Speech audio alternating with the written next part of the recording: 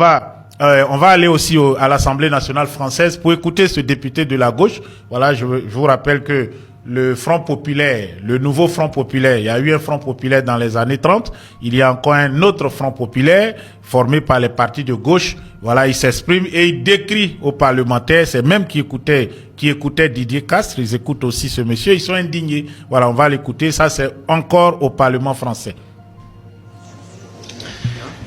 Merci Monsieur le Président. Je trouve ça extrêmement intéressant, le débat qu'on a sur le sujet de l'immigration. Parce que souvent, on parle d'immigration comme ça, en donnant des noms de pays et puis en parlant de telle ou telle situation, mais sans la prendre au global. Tout à l'heure, Monsieur Ciotti nous a parlé de la Côte d'Ivoire en nous disant « Ah, c'est la catastrophe, il y a plein d'Ivoiriens qui arrivent dans notre pays, etc. etc. » Savez-vous que nous avons avec la Côte d'Ivoire un commerce excédentaire de 325 millions d'euros?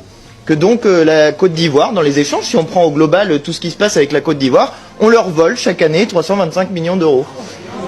Ah bah oui, quand on le dit comme ça vous choque. Hein? Ah, quand on le dit comme ça vous choque. Eh oui, ça vous choque.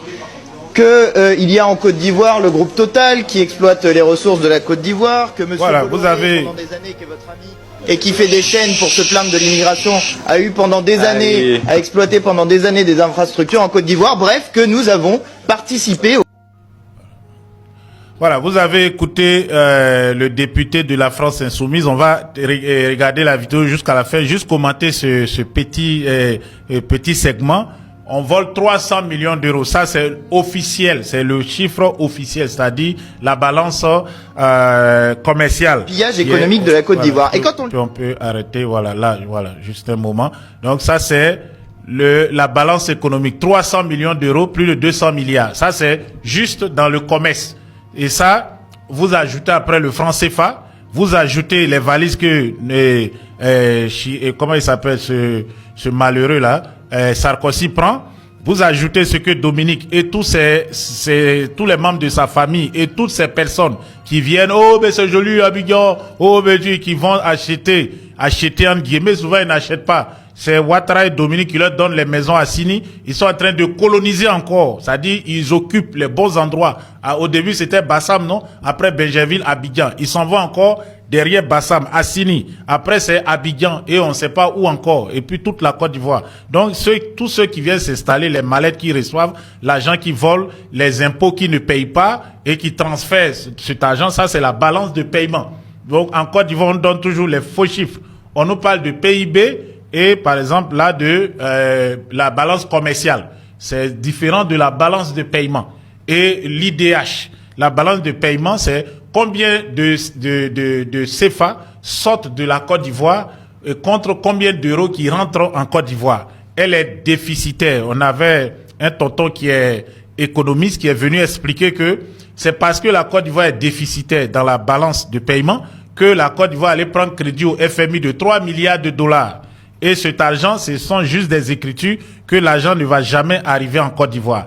Donc, le pays est en train d'être pillé. J'ai parlé tout de suite des 400 milliards que Dominique doit rendre compte. Il y en a qui vont dire que je mens. Non, vous tapez dominiqueouattara.ci. Vous tapez FAFSI, vous allez voir les éléments. Vous tapez même sur Google, vous allez voir l'argent qu'elle reçoit. Dès que son mari accède au pouvoir, il fait d'elle une ministre. Elle est comme ministre. Il dit, bon, voilà, et j'avais parlé d'aider les femmes parce que c'est l'escroquerie. Je vais construire une maison à 25 000, je vais construire 8 universités, je vais créer 1 million d'emplois, je vais donner 1 milliard aux jeunes. Donc, comme Dominique n'est pas jeune, elle ne gère pas l'argent des jeunes. Dominique gère l'argent des femmes. Mais c'est versé 26 milliards tous les ans. Qu'est-ce qu'elle a fait de cet argent? Personne ne peut nous dire. Le milliard des jeunes, là, par jour, pendant 1 an, là, on est là maintenant combien de mois? Depuis qu'il a dit ça, ça peut faire 15, 18 mois. Où est l'argent? Donc, vous comprenez que il y a une mafia qui s'est installée sur la Côte d'Ivoire. Il y a les pillages officiels, c'est-à-dire les chiffres tels que balance commerciale. La France a 325 millions officiellement qu'il gagne sur la Côte d'Ivoire. Après, vous avez aussi le franc CFA. L'argent qui va dans le compte d'opération de la BCAO au Trésor français. Vous avez aussi les pillages locaux, c'est-à-dire les Dominique, ses complices, les Sarkozy, tous ceux qui ont des marchés, même ceux qui gèrent le port, le CAS qui gère le port d'Abidjan, les milliards qu'ils prélèvent là, est-ce que c'est compté même dans des livres comptables? Non. Donc, si on veut faire le calcul chaque année, et puis j'ai oublié aussi les entreprises qui ont des marchés tels que le métro à 2 milliards de dollars, 1200 milliards de francs CFA, l'aéroport, le port, les routes, etc. Quand vous mettez tout ça ensemble, la Côte d'Ivoire, parce que le métro, c'est sur une longue période. Mais si on veut calculer annuellement ce que la Côte d'Ivoire perd et au détriment ou au profit de la France, nous sommes en train de parler de peut-être les 1000 milliards. Parce que là, 326, c'est 200 et quelques. Mais quand tu mets tout, tu as au moins pour 2 milliards de dollars. Donc si Ouattara a fait 10 ans, 15 ans maintenant, ça fait combien? Ça fait 30, comment on appelle ça? 15 000 milliards, 30 milliards de dollars. C'est au moins les 50% de la dette que nous devons. Est-ce que vous comprenez ce que nous disons? Donc, la Côte d'Ivoire aujourd'hui est en danger. On continue d'écouter le député. Quand il parle, les autres sont indignés, mais il a dit la vérité. Comme ça vous choque. Et quand ensuite les gens arrivent dans notre pays, eh bien vous voulez les repousser. Même chose pour l'Érythrée. Que nous proposez-vous? De renvoyer les gens dans un pays qui est une dictature? De renvoyer les gens dans un pays où le PIB par habitant est de 971 €? C'est ça que vous nous proposez? 76 € par mois, c'est ça que vous nous proposez? On est en train de parler de situation humaine, de pauvreté, de raisons pour lesquelles les gens quittent leur pays parce qu'ils ont envie de venir en aide à leur famille. Ça vous parle normalement la famille, non, la droite, hein? Mais quand c'est la famille des autres, quand c'est des gens qui ont une couleur de peau qui est différente de la vôtre, vous comprenez plus ce que c'est que la famille. Eh ben oui, je suis désolé. Ça vous choque quand on vous dit les choses comme ça. Mais c'est ça le racisme. C'est ça qu'il y a derrière. C'est quand on ne voit pas dans les autres des êtres humains à parité avec nous. Et justement, quand on pose la question de la situation des gens, il faut les prendre au global.